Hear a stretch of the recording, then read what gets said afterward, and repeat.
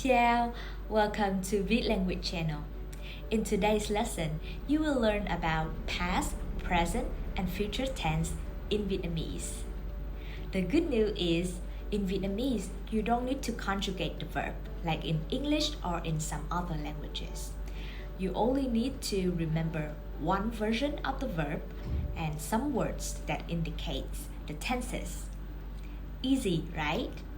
Now let's talk about the present tense first. Tôi học. Tôi means I. Học means to study. I study. Tôi học. In present tense, you don't need to change or add anything to the verb. Just keep it as it is. In present continuous tense, we have the word đang. That will be placed before the verb to indicate an action that is happening right now. Đang. I am studying. Tôi đang học. Tôi đang học. The negative expression of this, I am not studying. Tôi đang không học. Tôi đang không học. In the past tense, we have the word đã, that means did. Đã. I studied. Tôi đã học. Tôi đã học.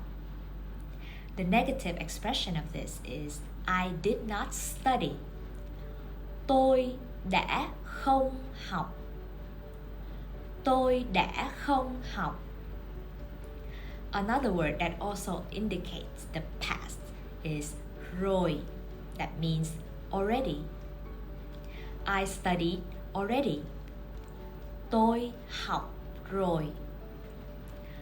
Tôi học rồi.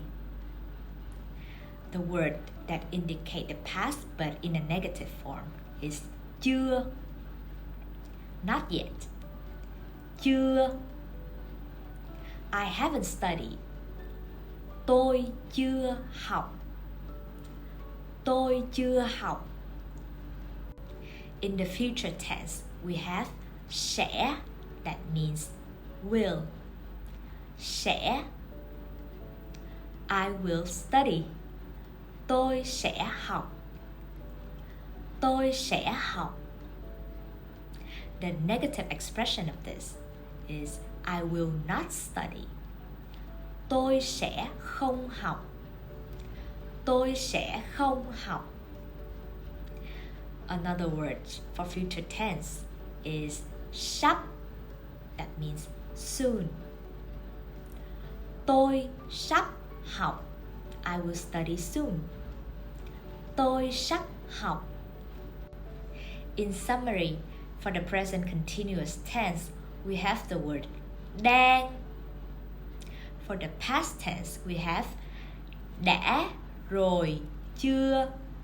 And for the future tense, we have sẽ, sắp. Now let's practice the tenses with another verb. Viết, that means to write.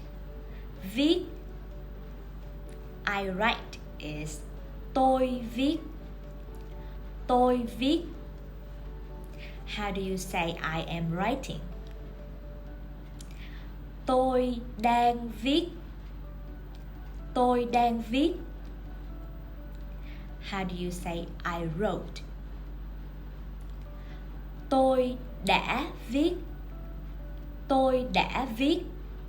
Or another way to say it is tôi viết rồi. I wrote already. Tôi viết rồi. And how about the future tense? I will write. Tôi sẽ viết. Tôi sẽ viết. And that's it for today. Don't forget to help me by liking the video or subscribing if you haven't. I'll see you next class. Cảm ơn.